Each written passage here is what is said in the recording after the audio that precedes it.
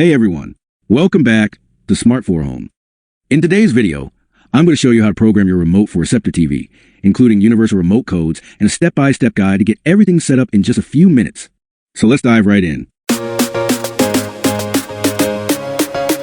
Section 1, Remote Types. First things first, there are a few different types of remotes that can control your Sceptre TV. The original Sceptre remote, universal remotes like RCA, G, or Philips, and even cable or satellite remotes like Xfinity, Dish, or DirecTV. No matter which one you have, I'll help you find the right code and get it programmed. Section 2, Most Common Codes. Let's take a look at the most commonly used Sceptre TV remote codes. Try these first when programming.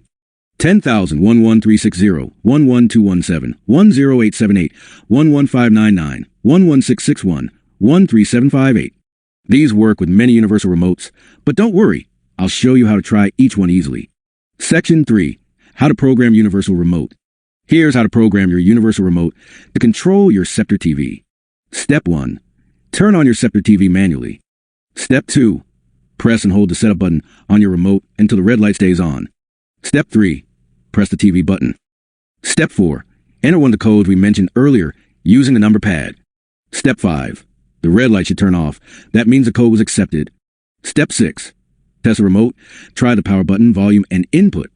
If it doesn't work, repeat the process with the next code. Section 4, Auto Code Search.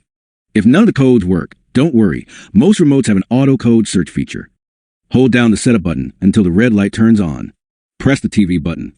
Then press and release the power button repeatedly until your TV turns off. Once it does, press the Enter or OK button to lock in the code. This method can take a couple of minutes, but it's super helpful if your code isn't listed. Conclusion.